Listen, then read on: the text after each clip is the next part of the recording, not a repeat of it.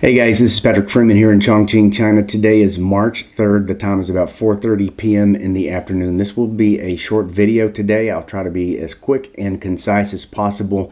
I'm going to go over the numbers very quickly, but I want to talk about two things. Number one, a CNBC clip that I came across probably just a couple of days ago. I'm a subscriber there, and they posted a YouTube video of a doctor they were interviewing about the lack of test kits. And probably some of you have seen this, but I just want to make sure that if you haven't, that you have seen it and really recognize how serious it is in the United States as far as needing testing kits for the coronavirus.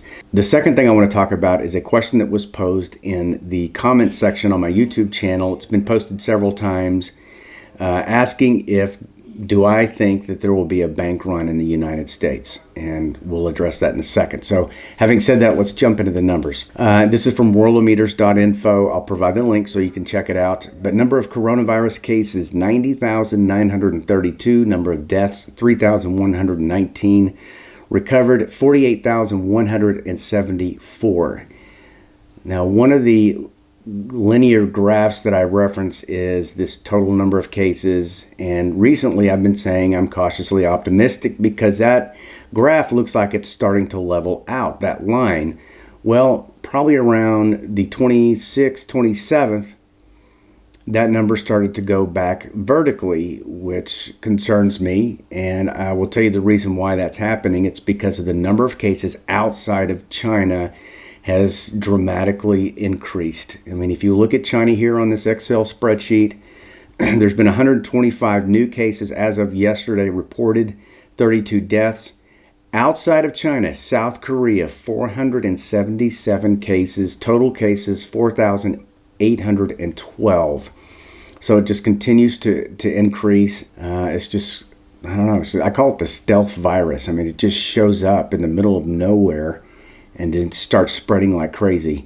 Let's look at the U.S. U.S. is at 103 cases, 3 new cases reported yesterday, and it just seemed like 2 or 3 days ago that this was at 70, but it just continues to grow, and it's definitely concerning because that's where I'm from, and I actually have family members all on the West Coast, some on the East Coast, but the most of them are on the West Coast, so I'm keeping them in my prayers.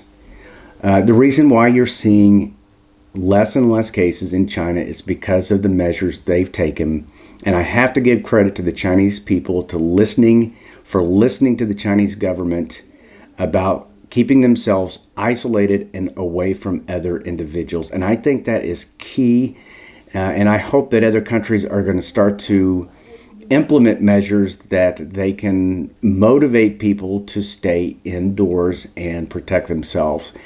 Yes, that's going to be much more difficult to do in free and democratic countries. How you resolve that problem, I have no clue. I have absolutely no clue. But I hope that they can implement some kind of measures that motivate people to stay inside and not get out. I want to talk about, and this is just a refresher of an individual that I want you to check out. His name is Dr. John Campbell. He is a doctor. He's been posting every day, sometimes twice a day, with just good information, factual medical information about the virus that I think you will find informative and will help you get a better handle of this virus and understanding it. The other person I want to point out is Chris Martenson. His YouTube channel is called Chris Martenson's Peak Prosperity. And I came across him maybe 2 weeks ago, 3 weeks ago, and have listened to him pretty much every day. And he's just like John Campbell, Dr. John Campbell, and that he's very thorough with his research. He doesn't fearmonger, but he has great information that I think will help you discern this virus and just understand it better, and also understand different perspectives. So check his site when you get a chance. Now, what I want to show you is a video of a doctor that was recently a guest on CNBC. Chris Martenson showed this same clip, and I had seen it probably about the same time that he had, so I'm not like stealing the idea from him, but it's something that I've been meaning to put in my videos because I wanted you to see the seriousness of the doctor and just his tone. You can tell it how upset he is about the lack of testing kits. So let's watch this video. I'll play about 2 or 3 minutes of it. It's about an 8.5 minute video, so you can check it out later when you get a chance. But let's put the video on and listen to what he has to say about it. It's amazing where we are right now. Yeah, discovered in 1927, became commercially available in 1944. We've had a long and successful history of diagnostics and therapeutics. And we're better and better. Now we can sequence this thing instantaneously almost. We can do it in an automated way. Why shouldn't we be hopeful that we can come up with a therapeutic quickly? Let me tell you the problem right now. Before I came here this morning, I was in the emergency room seeing patients.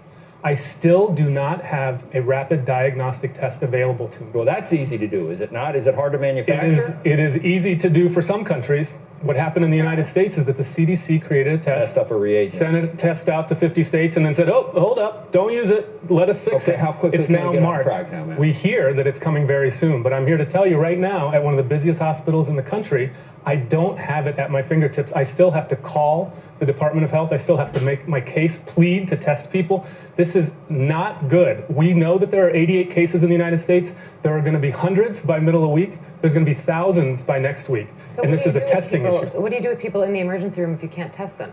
Well, we call and we try to test. We isolate them. We have an outstanding team of infection control practitioners who know how to handle this, but they're hamstrung by the fact that we don't have a diagnostic test available. Are people getting sent home? Because I read reports of that over the weekend. We're not sending people home. We're making sure they get what supportive care we can give. But keep in mind, we now have this in New York State, right? The person who tested positive was only the 32nd test we've done in this state. That is a national scandal. They're testing 10,000 a day in some countries, and we can't get this off the ground. I'm a practitioner on the firing line, and I don't have the tools to properly care for patients today. Yeah, the challenge is that the providers can't take proper precautions if they can't. Okay, last point I want to talk about is a question that was asked on my YouTube channel in the comment section. And the question was, do you think there will be a run on banks? Well, let me start by telling you what's happened here in China. No, there has not been a run on banks, and the reason being is people are actually afraid to hold money because the government was saying that there's a possibility the virus could basically piggyback on cash and you could get sick from it. So people haven't been carrying cash. Generally speaking, they don't carry cash anyways because they use WeChat, which is basically like a Facebook of the United States. But WeChat, you can do everything. You can pay bills, you can make purchases, and you can do that all on your phone through this application. So before this, people weren't really carrying cash. I think nowadays there's a lot less carrying cash, but everything's made through this WeChat. So there hasn't been a run on banks here. In the United States, will there be a run on banks? I don't think so. I think that I think it's good to have some cash set aside, to have a little bit at the house. But I don't think that it's going to be the same thing. People don't want to carry cash because the possibility of this virus piggybacking on the cash and getting you sick or somebody else sick. I think people will continue to use their credit cards. I think people will continue to use ATM. And you might actually see a little bit of a migration to Apple Pay, which is like the WeChat, and in making purchases. So I don't think there's going to be a run on banks. I might be completely wrong, but based on what I've seen here in China, it hasn't happened, and it's because people are afraid of carrying cash. So I told you I was going to make it a short video. So I'll leave it at that. Guys, thank you for all your prayers, all your words of encouragement, and I can't stress with you enough that there's a very short window right now in being prepared. So make sure you got plenty of food, non-perishable food, minimum a month. Just be ready. That's all I'm saying. Just be ready, guys. I love you. Take care of yourselves. Be safe, and we'll see you in the next video. Take care.